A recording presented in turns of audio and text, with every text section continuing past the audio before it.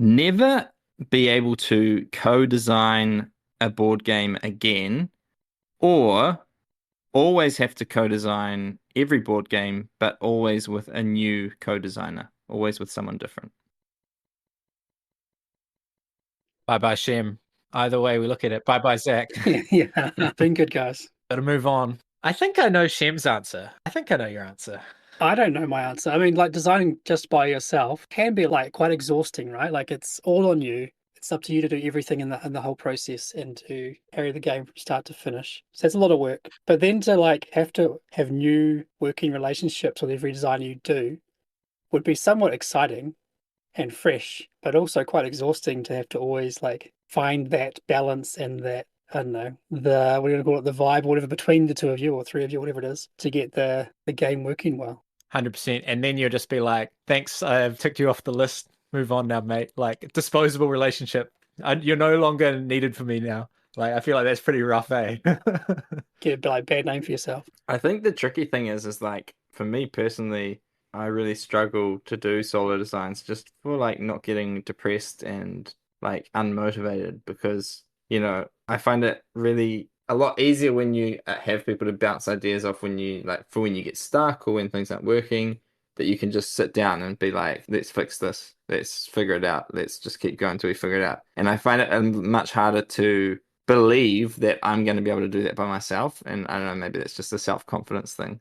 So in many ways, like I think I'd have to choose the co-design way. But at the same time, it's like I think sometimes co-designs could be like an even worse experience than Yeah. that, because you get relationship dynamics. And if you feel like you're in a situation where you're doing all the work anyway, or, like could just lead to like not a good time and being at least yourself, you know Yeah. yourself.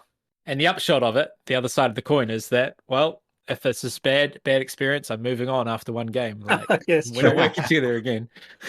It's never completely your fault, right? Yeah, yeah, yeah. I think ultimately I'm going with the co-design option. Cool. I'm going with co-design with new people, make a lot of new friends, make a lot of games, have a lot of incentive to meet new people in the industry and try and find something that is a combination of our tastes. Like if I was in a room with Bobby and we were talking about game design, we would find things that we like that is different from what Shem and I like. The overlap of our Venn diagrams would be very different. And I think that that could lead to different styles of games. Like I'd love to work on a game with each of the different guys from the badges and people like that. So I think that'll be fun. Obviously, it'll be tiring trying to keep finding new people if you keep having that itch needing to be scratched of designing games, which I think we're going to have for a long time, boys. Like I think we're pretty much set, like on this game design journey. This is going to be a hobby for a long time. It's hard to go back now. Like at what point do you have to bring in a co-designer, eh? Like Yeah, that's true. as soon as you got an idea, like, well, I can't touch this till I talk to someone else about it. Yeah, and does a developer count? Like sometimes working with a developer is kind of like a co-design relationship for a bit, but Yeah. I guess it's like a definition of at what point in the process. That's kind of what you were getting at, right? Like at what point in the process has that person jumped in? Yeah, it's a tough one for me because, like, if I was just designing, I think I would probably say maybe the co-design because it's like it'd be quite fun and it'd be a challenge for sure for me. Being more of an introverted person as well would be far more of a challenge. But the fact that I'm like publishing and developing as well, like I have much more, I guess, a vision for a game from the very start. So to go full co-design would be like quite tough for me, I think. Like it's a lot easier for me to do solo or, design on my own if I have the entire vision for something. It's kind of like I can do that. I've done it before. I know I can do it. So it's like a comfort space for me, I suppose, where if I was to stay in my current sort of role with publishing, to say I must always co-design from now on, it'd be quite exhausting work. Not just like the personalities, and different people from game to game, but like also being the publisher. There'll be quite a lot of work to manage that. So maybe when I'm old, I mean, I'm already a little bit old, but maybe when I'm older, and my beard is fully grey and I'm no longer a publisher, I'm just a fancy old designer. Maybe that's when I pivot into my co-design stage of life. Who knows? It makes a lot of sense. What about you, Zach? I guess you're like Zach. You're kind of like the opposite of me in that terms. Where like your comfort zone is the co-design space, right? And then to go, you can know on co-design is like kind of daunting in the same way that for me, only co-designing is quite daunting.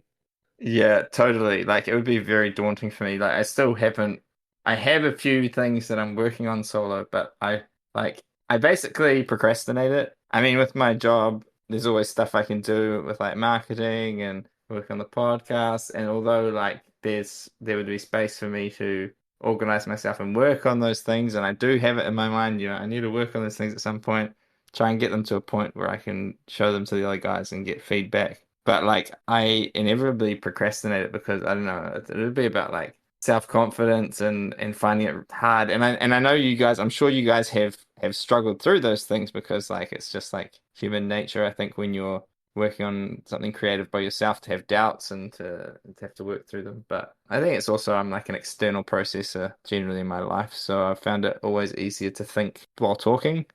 So like I think you guys are a bit different in that case where like I know Sam, I think you as well, Shem, you guys think a lot about your games in your head and you go through stuff and then you like implement it and make changes and test it. Whereas for me it's like discussing the game is like me thinking about it, It's like playing it and then discussing that is when I think best about things. And that's just in my life in general, not just in board games. So I think it would be pretty hard for me to do the solo one, but I think if I went co-design, I would probably just have ambition to do less games, you know? Just be careful and make sure you find the right person and then, maybe just publish a game once every few years or something. I mean, that's pretty much what I've been doing up until now, but maybe this year there's a few more games coming out because, the Great Sea, which was finished a year ago just for publishing reasons, comes out this year, and then we had a few smaller games that we worked on together that come out this year. So it looks like this year I've done a whole bunch of games, but it's not necessarily true. It's kind of been like a part-time thing. So yeah, I think I'd go co-design, but I'd have the ambition to maybe publish a game every 2 to 3 years and just look for the right person to do it with. Yeah. I guess the easy mode is like never have the same combination of co-designers, right? So you guys can work together if you have a third wheel. That's the rule. Yeah. That just means you always add an extra person every time, right? We'll kick someone Shem out. and Sam plus someone. Who wants to add a game design credit to their portfolio? All right, Luke, come on over, buddy. Me and Zach haven't done one, just us yet. So yeah. Go ahead, guys. Whatever Sam hates, we'll do that game, mate. Yeah, do like a pick up and deliver. What else? Need to throw some other spice in there. Yeah. Hidden like goals. Tile laying. Yeah. I actually like explorers. This sound like explorers. How do I make it not sound like explorers?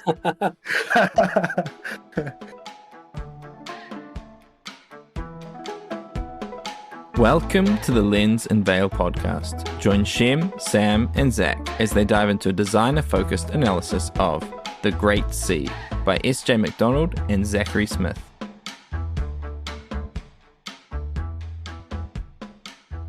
So in today's podcast, we will be discussing The Great Sea. So this is an upcoming Garfield release designed by Sam and myself, and it will be in the upcoming Kickstarter along with Towers of Sifnos. But today's podcast will discuss The Great Sea, and then I'm sure we'll discuss Sifnos in the next podcast. The Great Sea is a 2 to 4 player game where you are basically vying for control over the Mediterranean. Each of you plays as a Phoenician city-state, and you're either going to win the game through trade or through combat, and combining either trade or combat with control of these temples that are scattered throughout the Mediterranean.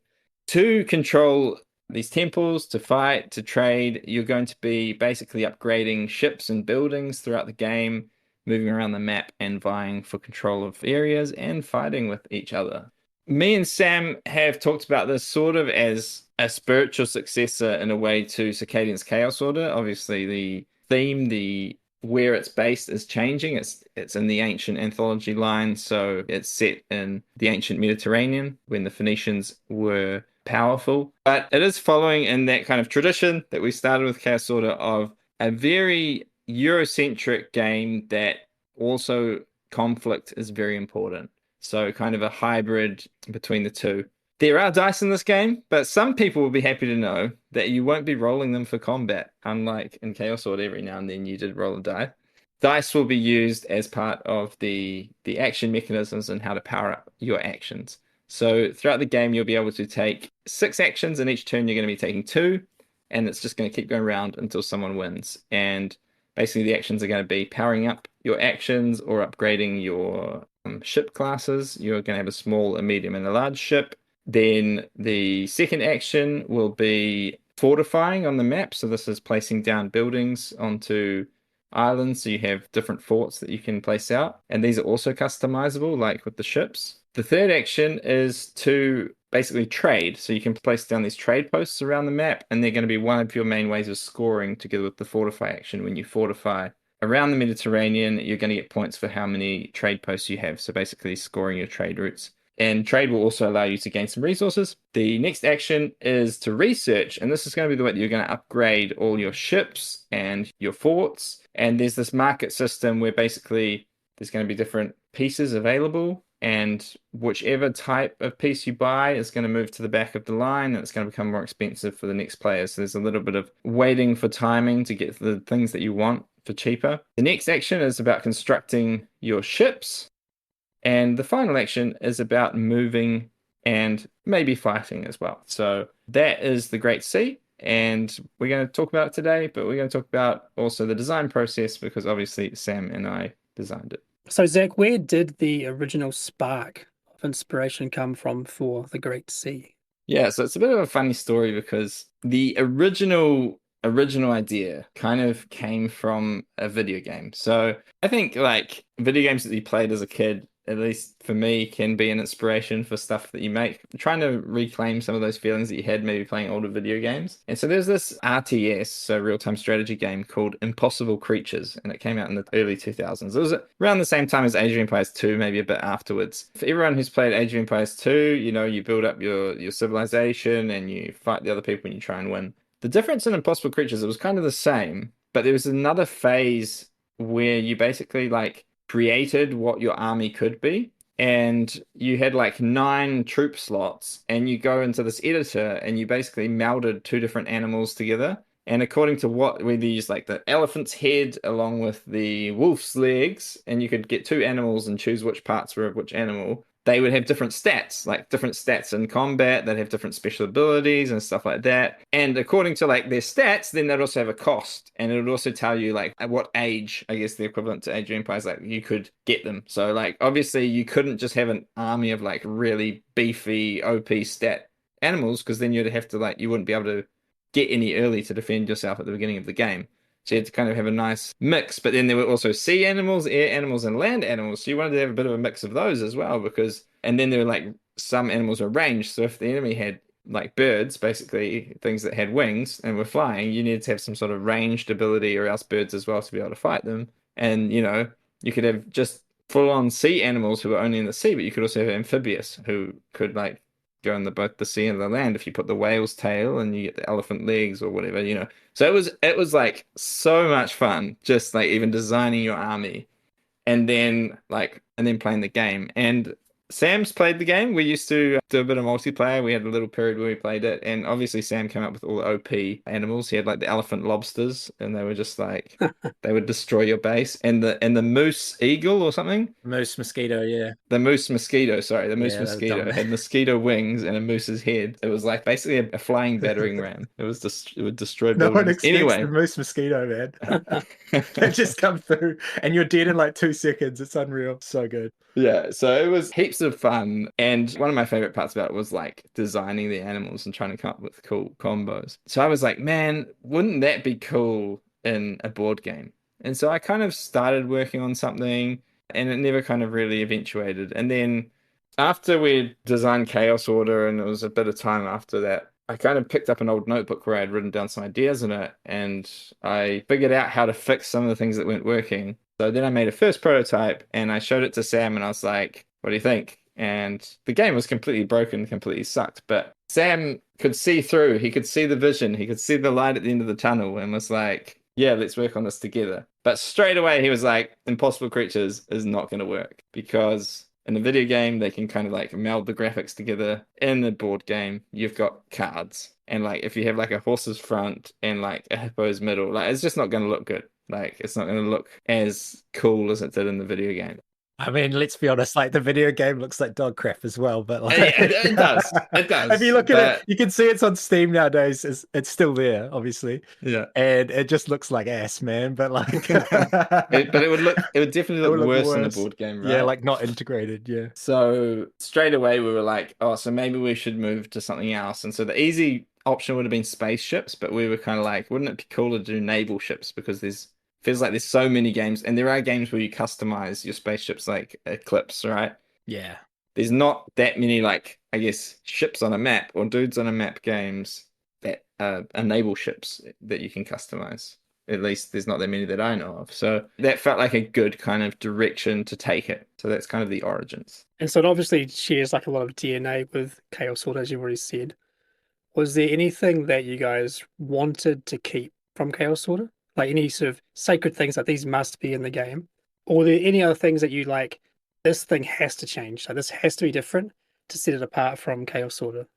Yeah, so there was definitely this desire to not so much maintain, but like do a different interpretation of, for example, the relic system, because even people who don't enjoy Chaos Order, there's often two things that they complement, and it's the action selection system, which we weren't going to include because to set it apart, we didn't want to have rounds and phases and all that kind of stuff. So that was one of the things that we didn't want to include, even though we love that action selection system, and maybe further down the line, there'll be a way to use it again in a different game, maybe even in a different type of game. But when people talk about Chaos Order, and even if they're critical of it, there's two things that they talk about. It's the action selection system and the relic victory system, and how you can both win with your individual faction victory and with this common relic victory. And in Chaos Order, the relics, they leave the map every round, and it's the game counter, but it's also the second victory condition, blah, blah, blah. So we really like that system of having like multiple ways to win the game, and especially the fact that even if you're doing badly, you can sometimes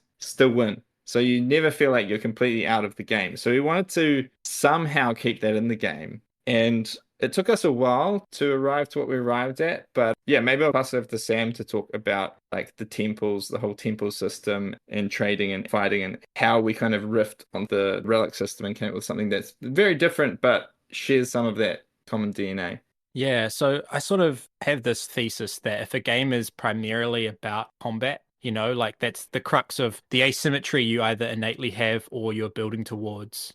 That's the way that you have identity and leaders in Chaos Order, but also in your ships in this as you're gearing them up for combat, essentially. There are some economic benefits too, but mostly it's for combat. That combat has to be interesting, but not only that, that the game actually kind of wants to be able to end straight away after a combat. And so I sort of think that victory points, we do victory points in so many of our games, so many of our games at Garfield Games, because they just kind of work for Euro style games. And it's a way to reward basically every path in a game. And all of those things produce this one currency, which is points, which we can then assess everyone's points at the end of the game to see who wins, which is great. But in a game like this, where it is primarily about combat, or like there's a lot of combat in the game, it's kind of anticlimactic to just get to this random point at the end of the game, and then we add up the points to see who won. And it doesn't quite hit those heights that a game of this style wants to hit. And I think the kinds of games we're wanting to make with these games are ones where you can win. You can win on your turn, you can win immediately. And so we need to have a sudden victory condition. All of that to say, we want to have a sudden victory condition. And the relics was one way to do that with Chaos Order, but even your faction's personal victory was another way to have a sudden victory for the most memorable end game, the most memorable moments and building up to a crescendo, right? And in this game, we do something similar, as Zach is alluding to, but in a complete different way, I suppose. We have player count +1 temple regions, and we have a similar number of regions to Chaos Order. Maybe there's like 15 to 20 based on player count, and player count +1 of them are temple regions. And you're going to gain temple points, which are tracked on the bottom of the board, and they're moving your marker from the right-hand side to the left. They're moving that way. You get temple points for both controlling a temple, but also putting a trading post down on a temple. So you can get up to 2 points from each of these. And these, though, they can go back and forth. So someone could take the temple off you, you then lose your control, and they would gain it, and so on and so forth. So this is a track that's dynamic, moving left, it's moving right, it's going back and forth. It's kind of giving a snapshot as to like how dominant each player is currently on the map with the temples. But then the bottom two tracks, those are persistent, those are permanent. So we've got the combat victory is one of them. Every time you win, you're moving to the right and you're never moving backwards. And if ever your temple marker meets or surpasses your combat marker, you win the game immediately. It's over. But then same thing with the trade marker. That is moving from left to right also. And that is done by basically spreading out a lot of influence on the map and building structures and asserting your trade dominance in that area. And that will move your bottom marker along. And if that matches your temple one, you'll win. So there's kind of two ways to win within that. But even within those strategies, you could go heavily onto the temples or not heavy onto temples and just make sure that no one else is gunning for victory. So this kind of ensures that every ending of the Great Sea is kind of epic. And we've kind of seen this with our playtesting. But then everyone also sort of has their moment in the game, right? Like there's a moment they have the momentum, they have the tempo to try and push for a win right now. And if they don't hit it, they might still get an opportunity later if they can prevent others. But it's kind of all about the maximum excitement. Maybe this doesn't sound like a game that everyone will enjoy, but we'll talk about some of the other things that I think people will really like, even if they don't like combat style games. But we've really tried to optimize the excitement and the tension and kind of like the arc of the game with this in-game trigger. Yeah, it definitely captures the special moments, the things you remember and stuff pretty well in the game. So almost like match point in tennis, or even sorry to say it, but Uno. When you say Uno and Uno, like there's this point where you're like, oh, they could do it. They could take a jump and maybe win and push for it. And like it's a very like everyone's engaged at that point when they realize it could happen, or maybe they don't realize it could happen. And then Zach could be like, hey Shem, I think Sam might be trying to go here to get that double temple point right there, and and then you kind of start working together as a team to try and stop someone from winning. But everyone's creeping towards that line where they could jump over, which makes it exciting. Yeah, yeah. Like you're saying, it's quite cool to have like just mechanically to have a dynamic track that's going back and forth, and then tracks that are just going one direction and them crossing over. I mean, we've seen this crossing over thing done before with like Arc Nova and Rajas of the Ganges before that, but one of them being permanent, or two of them being permanent, but one being back and forth is quite interesting as well, where I've got control over half of that, of what, like I could defend what other people are doing, half of that. But if we let them get ahead for too long, then that bottom one's going to get a lot of progress, right? And so their win might become hard to stop. I can remember that like some of the earlier playtests that I witnessed, there was some confusion around this kind of end game scoring. Like, how did you guys find that with playtesting, and how did you respond to that? Did you make changes? Was it more about making it more like readable, or was it more about trying to explain the importance of those tracks combining? I don't know. Well, how was that experience? I think it's like about explaining well how the temple track works, because I think that's the one that surprises people, right? Because the other tracks, it's left to right, you slowly work your way up them. But the temple track, it's like you can, in a turn, you could get 3 temple points in a turn. Now, the temple track is only 7 points long. So if you control, obviously in a 2-player game, there's not 4 temples, but in a 3 or 4-player game, if you controlled and had influence on 3 temples, and then you moved onto a 4th temple and you had control there, and you had 0 points on any other tracks, you've won the game, because it just goes right to the end, right? It's quite hard to do. Yeah.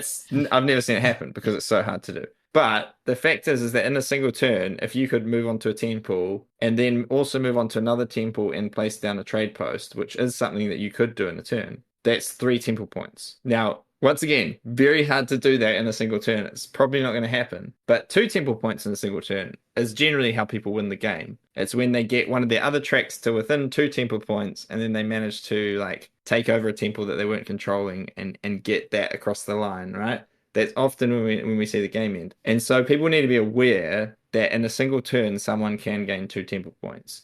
And kind of aware that, like, in a way, everyone has to be responsible for their own temple. Because if you start letting people start to get multiple temples, then it just becomes really hard to stop that person. So you don't want anyone at the table to be too weak, because you feel like everyone has to kind of be defending their angle of their side of the map.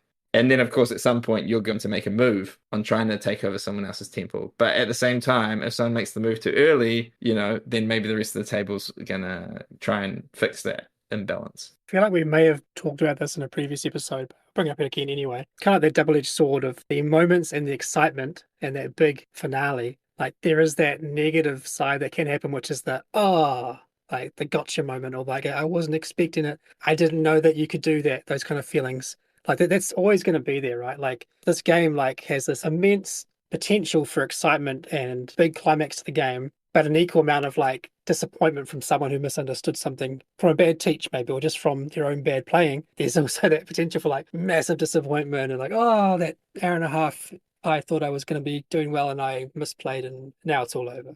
Like, that's just part of it, right? Or what? How do you alleviate that? I think in some ways it's part of it. In some ways it's like how the game is designed is that there are different strategies that are gonna come off in different moments in the game. And Sam was kind of talking about it. Like it often feels like in a game that almost everyone has a moment in the game when they could win. They have this window of opportunity, but at a certain point that window closes and it's like someone has outscaled them, someone else has outscaled them. In the game, very much it feels like you can do all this engine building to become really strong. But while you're doing the engine building, you're not getting control over the map. And so someone else might be trying to rush that. And it's like, well, how long can I engine build? How long can I delay and build up and still stop that person from rushing the game and winning? So there's very much this tension of like, how long can I keep on being greedy and building up to then be more powerful than that person? And if you wait too long, then you probably are going to be disappointed because the whole engine you built up, it's not going to get a chance to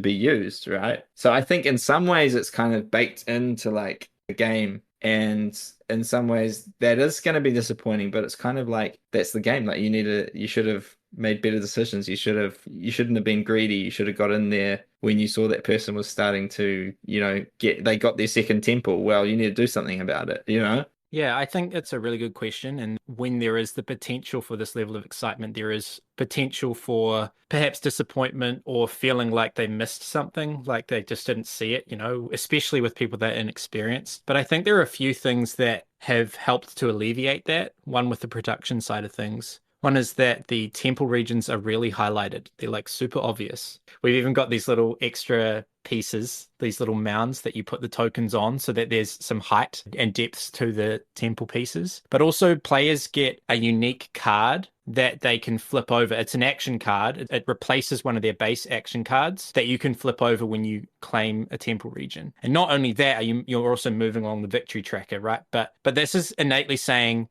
getting and claiming these temple regions is good for you. So go out and do this thing. And so players already from the start are like eyeing up these regions. And so when their attention is on these regions from several different things, one from the bonus, one from the production side of things, right? Then they're going to be more aware. They can still be surprised, but they're going to be more aware of what their opponents are trying to do for those regions too. And if they're going to be able to outmuscle their opponents in those regions. But I think the other thing I would say to that question of like, disappointment and, surprise perhaps, and particularly in a first play as to like, did this game just really end like that? The game is shorter than a game like Chaos Order. It's, hour to 2 hours, maybe. Some people on their first play will be longer, but we hardly ever even had play tests longer than 2 hours. And you really feel like you have a big experience in that amount of time. I would hope that that length of time and the kinds of people and players that are playing the game, they would just see that as a learning experience and kind of had the attitude to be like, I want to play it again. I've seen your tricks now and I'm wiser for it,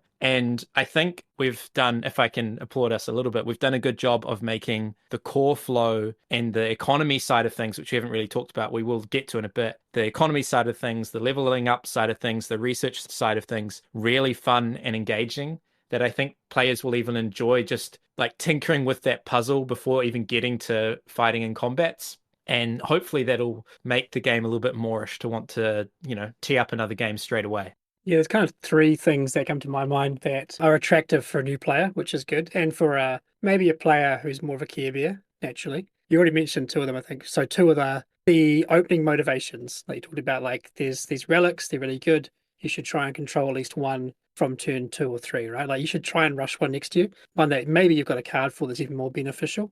Yeah. So having those like opening motivations is great. The customizing your stuff is great because suddenly you feel invested. Like, oh, I've got more arrows now, or I've got like more speed, or whatever it is. You kind of straight away feel like engaged in what you're creating, much like any Euro game would. Like when you get your first building down in Architects, you're like, yeah, I've got this cool building now, or this apprentice, or whatever it might be. Like players suddenly can create a story for themselves from the very first few turns. The other thing I'll just say is like me, who I like confrontational games, but I don't like games where you can get annihilated. And that was one thing I really appreciated about Chaos Order was how, though you might lose some units, you may lose the fight, you don't lose your entire army. You'll be often, most of your army might survive and get sent back to the base to jump out in the next turn. And you do the same thing here, right? You will lose ships, that is part of the game, but you won't be completely destroyed. Most of your fleet, if they survive, can come back to your base or back to your little shipyard, wherever it is, and then launch out again. So yeah. Yeah, we're just like too cowardly to be mean.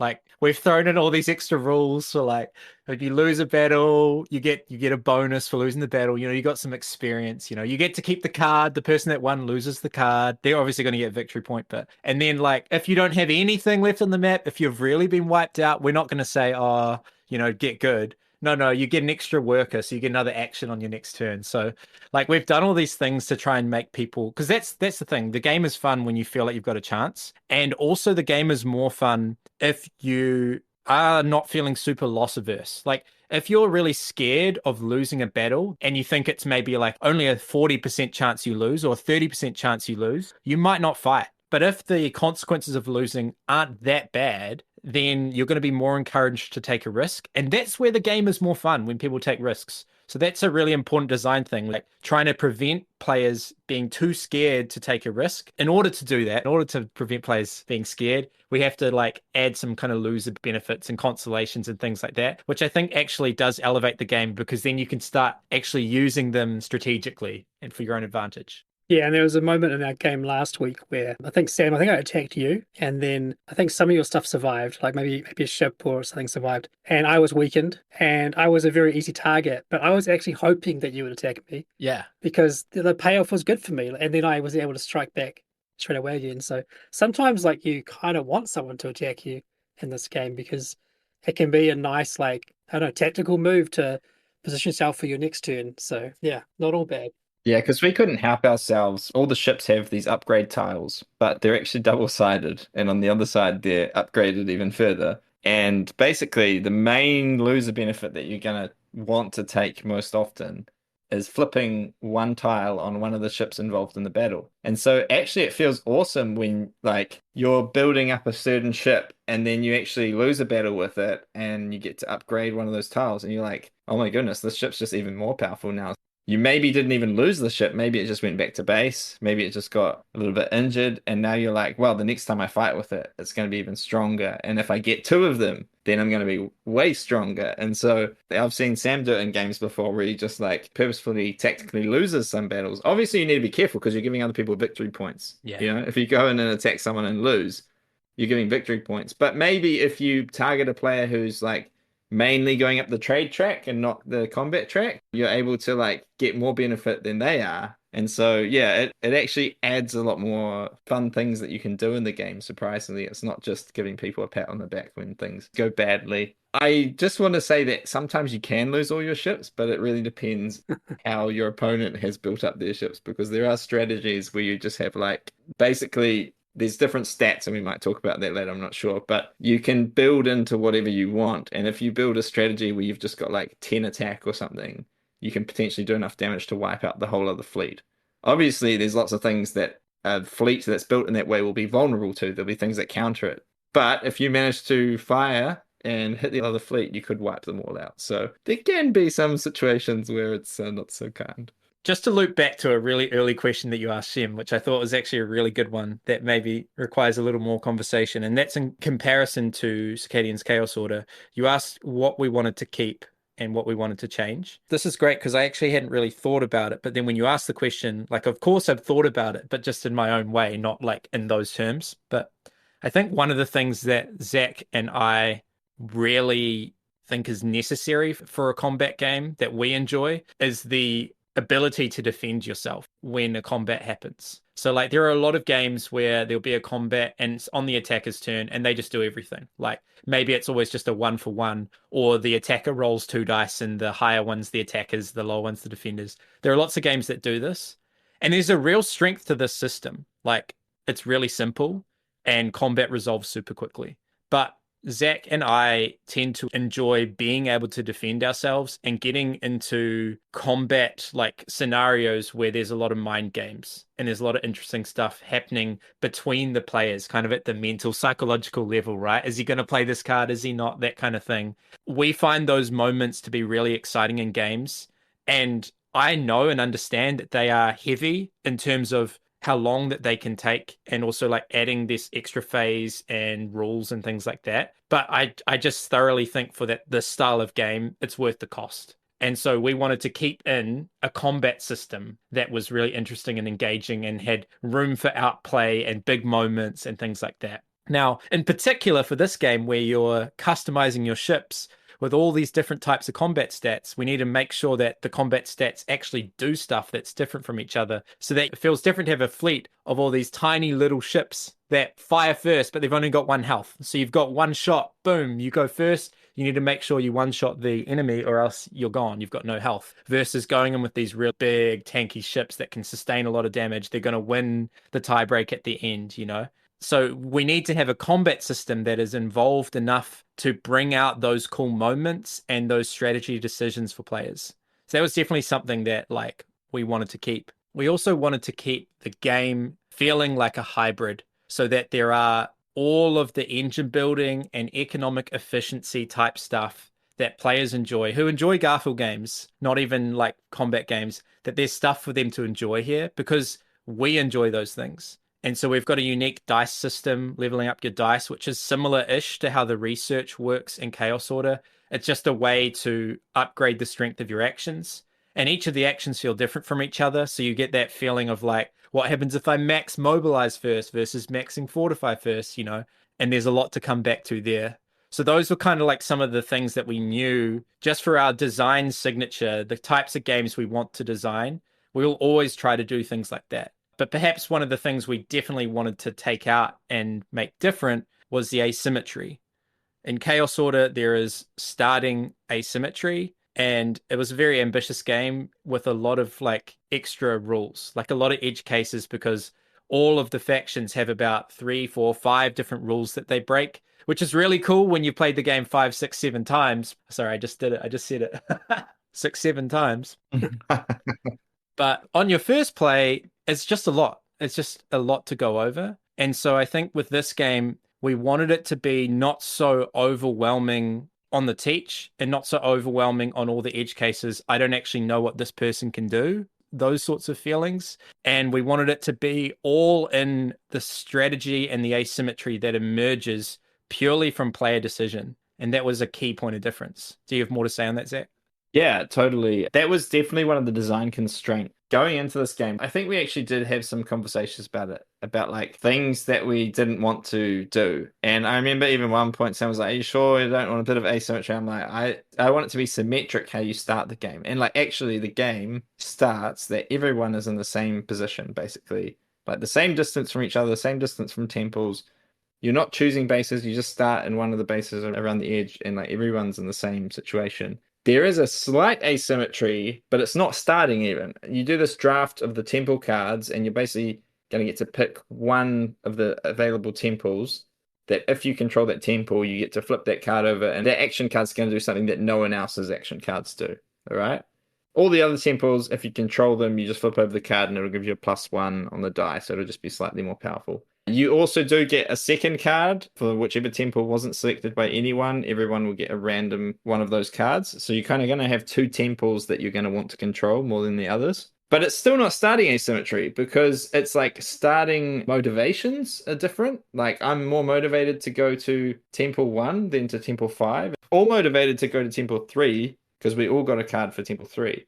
So it's giving some like common as well as different starting motivations, but the actual power levels and everything is the same for everyone. The only difference is according to who's the first player, there's, the second player has a few more resources, etc., to balance out the turn order. So that was one of the constraints where, like, I think we're both pretty firm about it, being like, we don't want to have asymmetry, even though we did have a playtest as well tell us like people expect asymmetry in these games, but we were like, one of the points in designing this game is to have emergent asymmetry, like for it to be all about emergent asymmetry.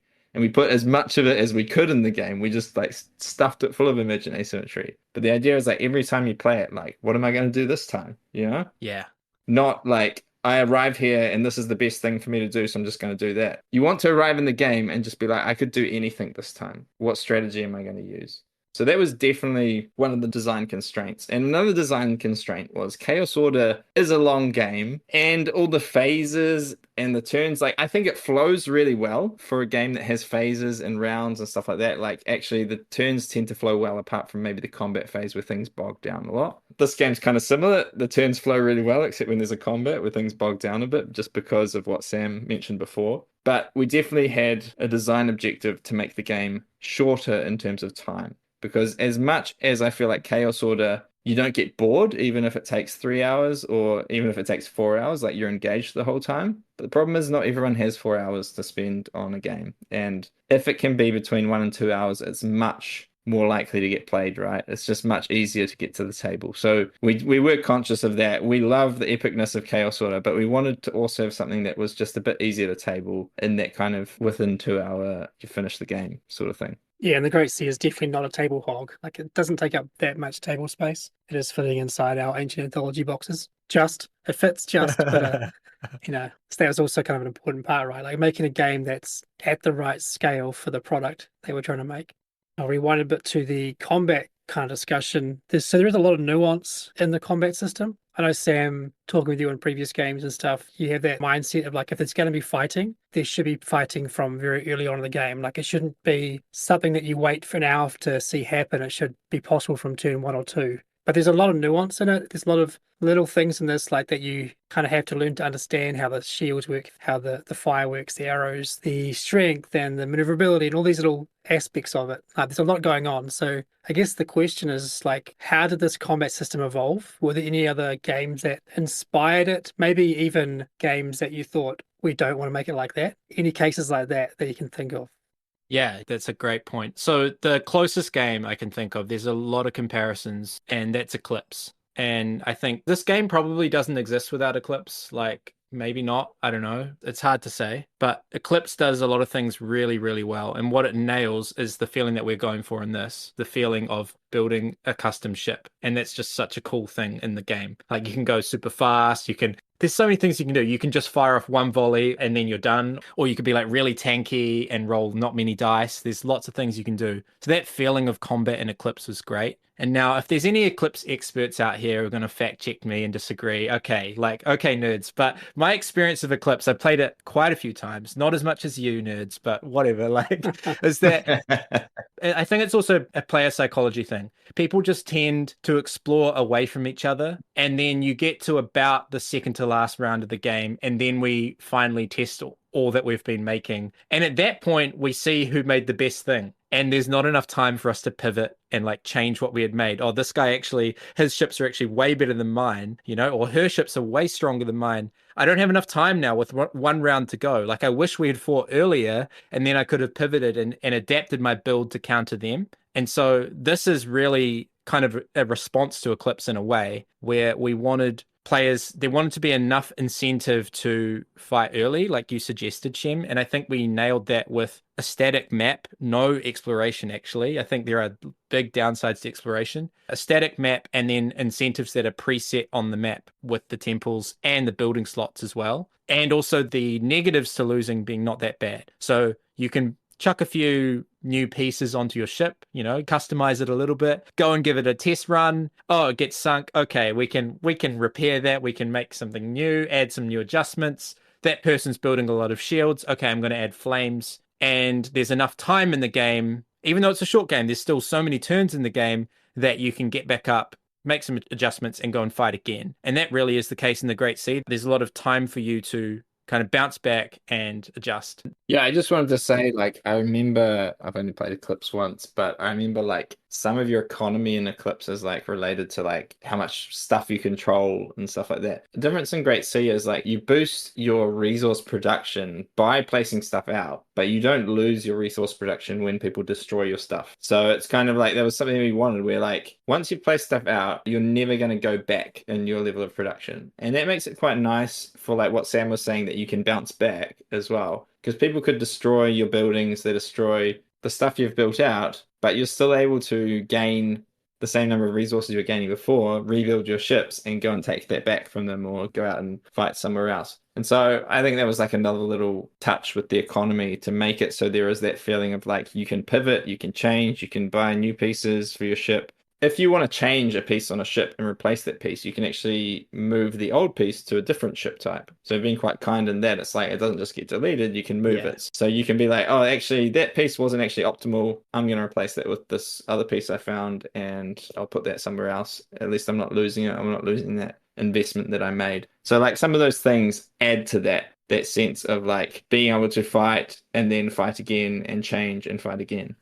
Yeah. So to go to the second part of the question of like all the elements to the combat, we had several different combat systems, but I think we landed on something that we knew we wanted, where there were kind of these irreducible kind of parts. We knew that we wanted to have just one kind of initial volley, because that sort of felt thematic to ships. They're not just going to like spin around in circles, keep firing arrows at each other and never really engage. You know, they're going to like sail towards each other, fire arrows once, or whatever was the tech at the time. You know, they're fireballs or whatever, catapults. And then eventually they're going to ram, or like, you know, they're going to land on the other ship. And so firing off one volley felt like, yep, that's the right decision. And then also for game length, like not going back and forth and back and forth and back and forth is a good idea.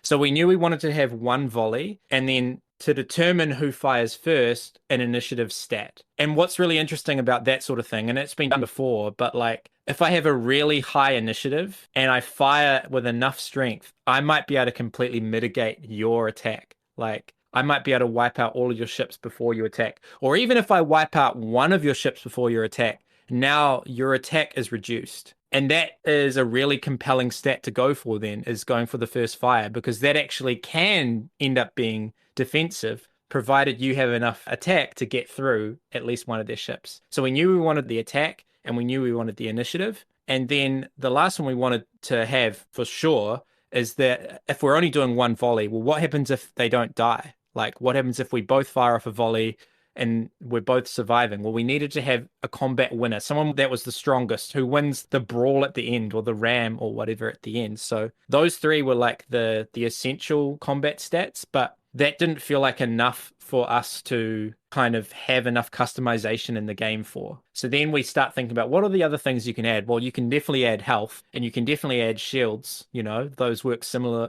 in a similar way, but not exact same way. And then later on into the piece came flames, which was the ability to penetrate shields. And so then there's a semi paper, scissors, rock thing going on here with certain stats countering other stats. So you can start to adjust your build based on what other people are doing. But then there's other things that we wanted to add to the ships too, like speed, like how fast can these ships get around the map, which can be quite important for your strategy too. And the shipyard technology is one where these ships can be built and where they can retreat to after a loss. So this can give you an insane amount of mobility. It can save you essentially a move action if they get deployed right to the center of the map rather than your base. And so the combination of all of those stats just kind of ended up making a pretty cool base set of stats for customization of ships. And the last piece of the puzzle was really the blind simultaneous card selection, where we all had the same deck of combat cards. Zach, do you want to talk about that? Well, I just want to say that we did run through a bunch of different combat systems before we got to it. Oh, yeah.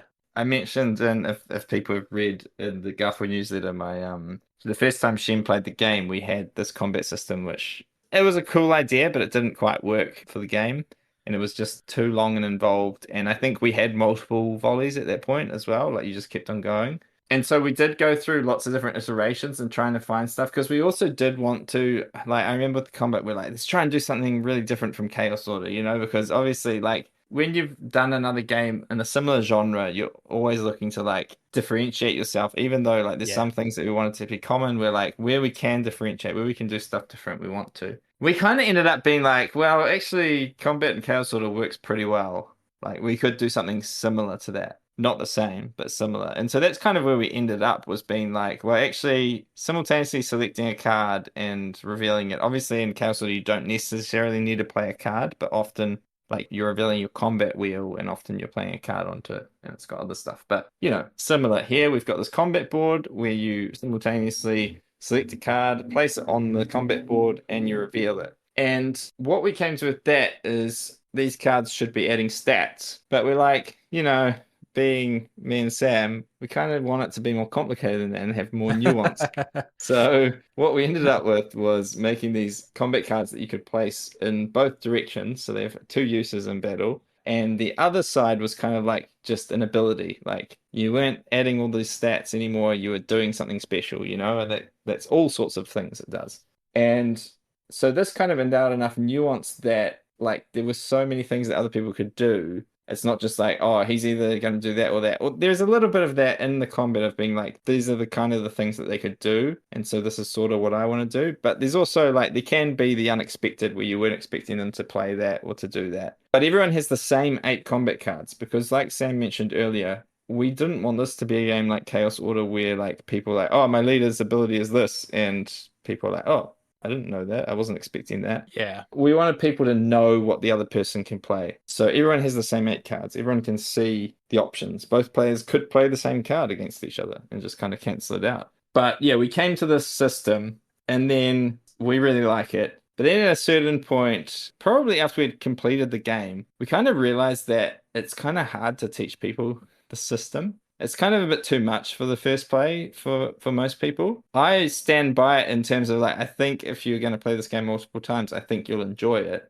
But at the end of the day, it was like, there's already so much going on with the ships. Then we had so much going on with the cards. The final thing we came up with was actually this basic set of combat cards, which are much simpler, where there's just one use for each of them. So there's 8 combat cards. You can only play them one use for each of the cards, and they just add a certain amount of stats, and they give you a consolation if you lose. So they do both of those things. They give you stats and a consolation if you lose. And I think this was actually a really important later addition to the game, and it's probably where we should have started, right, Sam? Yeah, that's probably fair. Yeah. Because I think there'll be a lot of players, well, first of all, anyone who learns the game would recommend they use those cards, just because there's already so much to learn the combat system. You're better off having the simpler cards just for your first play. And then you can move to the other ones when you want, like if you want to.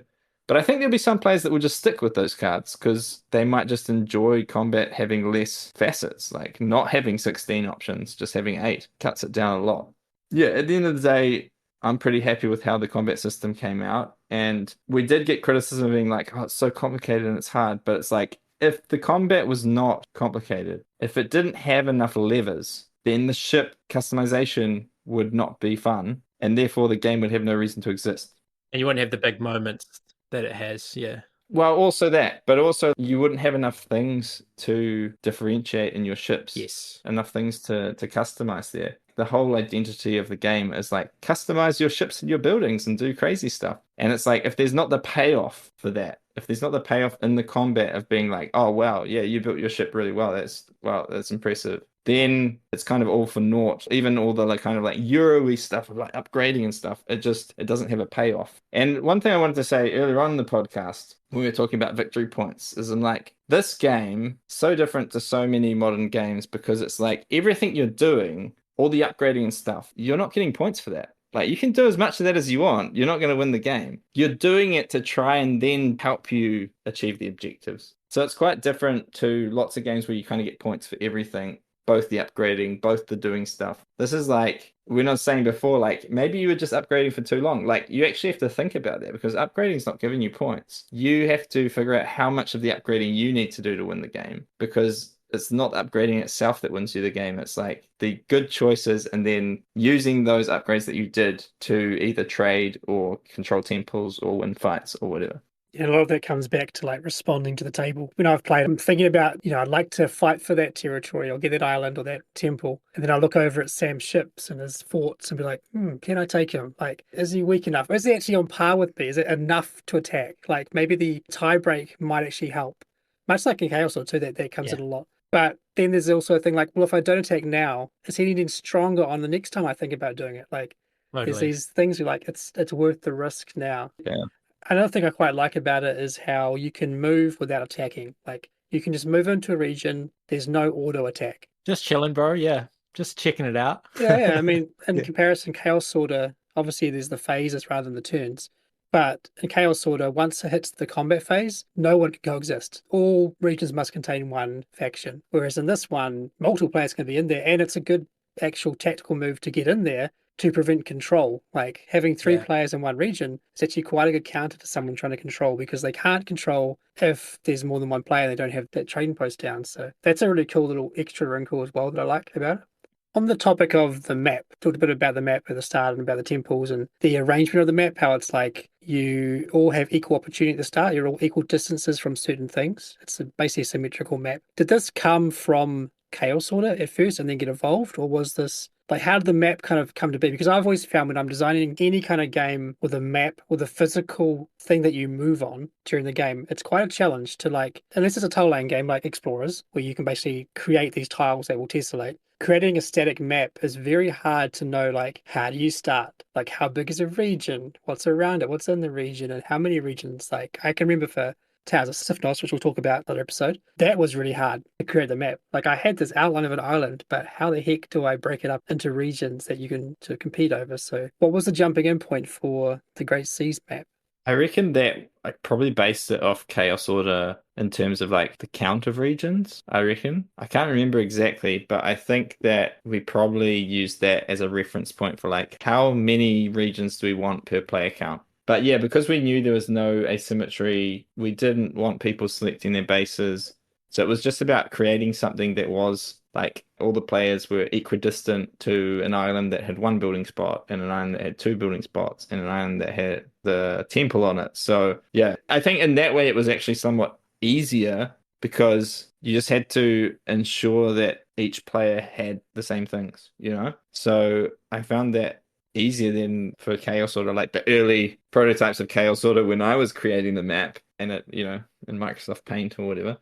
And, you know, I was just like, YOLO, like, I don't know what I'm doing, but I'm just going to make something and we'll test it. I think this one was easier because it was like everyone needs to be equidistant. And the game, like when you guys were testing it, when it was at the point that the game was functioning well, and you were actually doing proper games, finishing games. It was a hex map, right? Like it was. Yeah. I can't remember what the first version or what version you guys had. I think Sam may have had these like chunks of hexes that were joined together as parts. Yeah. And the game had to scale. Like you had to have a 2-player map, a 3-player map, a 4-player map. Yeah. And I remember when I was trying to figure out the production side of things that I was trying so hard to optimize punch boards. Like, well, this like group of 3 hexes, if you flip it over, it's for 2 players, and then but it's for 3 players and 4 players on the other side. And it was like I was making this jigsaw puzzle in the game. And the thought of like setting this game up every time was like this is a lot. And you're going to require these big detailed illustrations in the rulebook on how to set up your game. Yeah. And so luckily we got to the point where we found this idea of doing like set boards. But the cool thing I like is that if you look at them, you won't think of hexagon map, but the map still is a hexagon map in disguise, which is really cool. Yeah, because you had actually figured out the hex map and how to do everything, but it's because it wasn't really fitting in the punch boards right, and it was going to be such a hard setup that you managed to like transliterate that into a different sort of map. And I love the irony that when we made Chaos Order, we were like, oh, hex maps are lame, everyone does hex maps. We don't want a hex map, let's do like a different map. And then like it just didn't work. And then like when you came in to develop it, Shem, I remember like I think you were the one that put together the hex map and figured it out and made that. And it was like, so we didn't want a hex map, we ended up with a hex map. And in this game, we're like, it's just too hard. Let's just start with a hex map. It's easy. And so we started with a hex map. And then Shem comes in, he's like, nah, it's not a hex map. It's, you know, so it's just ironic. It's more about just like the production and the usability. There's no one rule for every game, and you have to try and float different ideas and see what one works best. I mean, yeah, I think Chaos Order, there was your Microsoft Paint version, which was like, I think it was using one folding board, and you'd fold it one way for 2-player. you'd open it up for 3 player, then flip it over for 4 player, or something like that. Yeah, something And like that. then it went to like being, yeah, basically like tiles on a pre-printed hex map to try and scale it up, which works. So, but yeah, so every game's different, right? It's always a different challenge, and what works for one game doesn't work for another game. I had the same back and forth with Bobby Hill with dice in games. The amount of time he like starts a game with dice that ends with no dice, or that has no dice, I'm like, you should put in dice. Like it's always the way. But I think what I like about how the final productions come out is that because we were talking about the rotational symmetry and the map feels kind of circular, that it has this very nautical feel to it, like compass and, that kind of feel that makes me think nautical. And so when you look at it, it's more evocative than a hex map would have been. the final map kind of has similar look and feel to Cyclades, right? Like with the Yeah. islands and stuff. Yeah. Sometimes it's kind of good to do things that feel somewhat familiar, so that not just so that people like it or whatever, it's more that's like, oh, it kind of makes them think of another game that has a similar style. So like say if they really love Cyclades, which obviously very different, but that confrontation's there. So if they love that, maybe this will go, oh, what's this? And Yeah. they'll be on the right playing field for like, oh, this is the kind of game I do like. So that look is good for me. And I think while people might not make the Eclipse connection straight away, like from the visuals, like once they start seeing that you can put tiles on ships, they might go, oh, that's like Eclipse. They might also draw them in. So. Yeah. And I'll just say that there might be an Easter egg on the 2-player map. Oh, Yeah. maybe. Oh. Keep your eyes open. We hope you've enjoyed our discussion about the Great Sea. We'd love to hear from you. Jump on the Garfield Games Discord and let us know on the podcast channel what kind of combat systems you like. Do you prefer quick resolution or the ability to defend yourself? Welcome back to our BGG Top 200 draft. This time we're going to be looking at games 161 to 170. As I mention every time, and I will mention again, we screenshotted these games when we started, and so these might not be the same ones that you can see right now at this level of the rankings. So, from games 161, Hadrian's Wall, Tyrants of the Underdark, Parks, Roll for the Galaxy, Pandemic, Targi, Magic the Gathering, Star Realms, Too Many Bones, Undertow, and Res Arcana. This time, Shem will be banning a game and Sam will be first picking. Well, I'm going to be really selfish because I already have Pandemic Legacy on my list. So I don't need Pandemic, and therefore no one else can have it. So I'm going to ban Pandemic. Fair enough. It's not like I would have taken it. Not at all. Moving on, I will draft. I'm actually the only one that does not have a Garfield game on my list. So I think I'm going to snap up a Garfield game by the wonderful, incomparable, amazing Robert Hill. It's Hadrian's Wall, baby. Let's lock it in. Get your pen and paper out. We're going to do some homework on spreadsheets for a few hours. Let's go. It's a great game. If you haven't checked it out, check it out. It's even on BGA. Nice pick, Sam. Nice. Was anyone else going to take it? I don't know, but I'm very happy with it. Kind of glad you took it so I didn't have to not take it. And justify my choice. Shem's waiting for the anarchy to make his way up. Yeah. I would have taken it if you'd taken the other game that I wanted, but I only played it recently. I played the Anarchy more times and longer time ago, but I only actually played this in the office the other day when we were like catching me up on a couple of games that I hadn't played from the Garfield catalog. So I really enjoyed it. I actually played it another time on BGA since then. It's a really cool game. I see why people love it, and I see why some people still play it, even though the Anarchy is like a 2.0 in some ways. But like, first of all, the theme, like if you like the Roman theme, it's great. But it is also just like different enough that you could enjoy both of them, I think. For sure. Anyway, my pick is going to be the next one on the list, Tyrants of the Underdark. So, Tyrants of the Underdark is a deck building area control game, and it's just really cool. Like, I've only played it once, unfortunately. I actually would really like to play it again. I really enjoyed playing it. So I like deck builders when they're not just when you're doing your deck building for some reason. And this one felt really cool, building your deck to actually fight other people, control areas, take over, send out your spies and whatnot. And I know there's a lot of like variability in the game, and so I wouldn't have even seen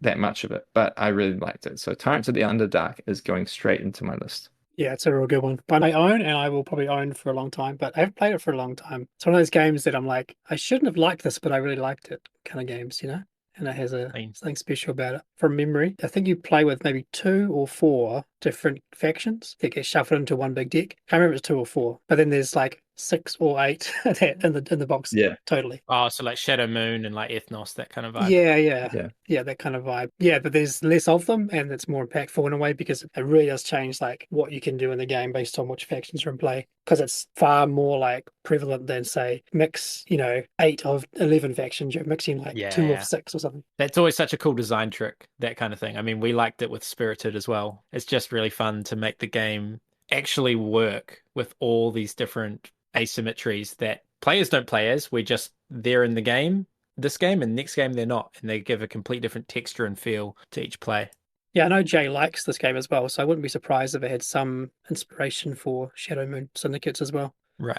Yep, similar style of game. Well, my pick is actually one that we've talked about Bobby already. There's one that he's showed me many times. He owns it. He's got his 3D printed inserts and all the upgrades and all that kind of stuff going on. I probably played it like, I don't know, 8 times maybe, always with Bobby because he owns it. And this is Roll for the Galaxy, which is a really, really cool kind of engine building game. A lot of people prefer Race for the Galaxy. I don't. But this is a game where you will secretly bid for which actions you want to be in play. You just put your dice behind your screen, a little bit like First Light. You can allocate your dice to these different actions, and one of your dice must be on top of the board, which says this action will take place for all players. And your other dice that are in whatever columns below that may or may not be useful to you, like if the action gets applied or not. So, and then everyone reveals, and then we decide, we look at what's been put out there, and we flip over the actions that will be taking place, and then we go run through them in sequence. So you may have like committed tons to shipping, but no one said, yeah, that's ship. So all those dice kind of get put into the waste, whatever. They have some other use, but you're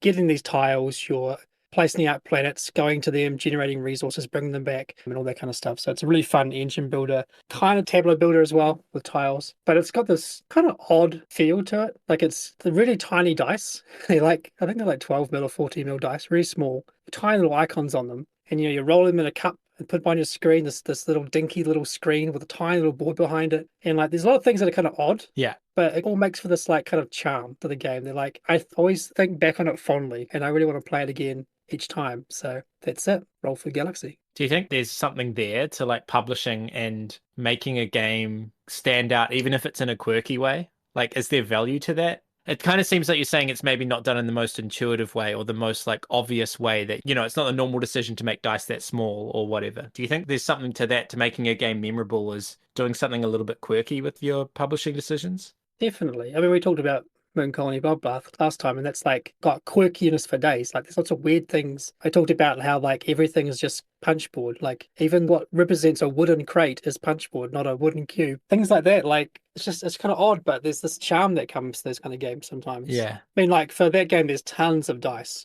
so making them as small as possible is obviously a choice, like for the cost of the game. Yeah, makes sense. But yeah, just like there's these funny decisions, there's funny icons. None of it's wrong. Like none of it's like I think they should have made it better. But it's just like quirky and odd. And but it's left its impression, right? Yeah. Yeah, and I really enjoy playing the game. So that's cool. There you go.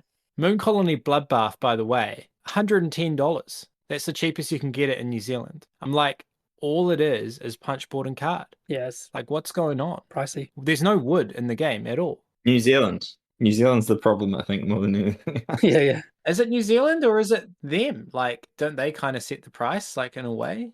To a degree. But I mean, it's in a bigger box, so it's got the higher sale price. But yeah. They're more cardboard.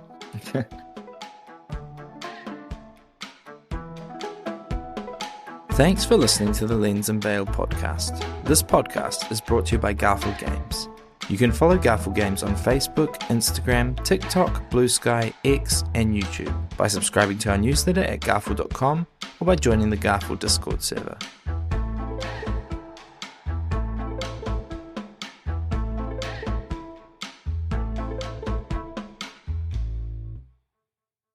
There's like so much to talk about though. It's like we didn't talk about the dice really. We didn't talk about like the trading post, but it's totally fine. We don't need to. But there's a reason we did a 6-part podcast on Chaos Order, because we can talk about our games for a very long time.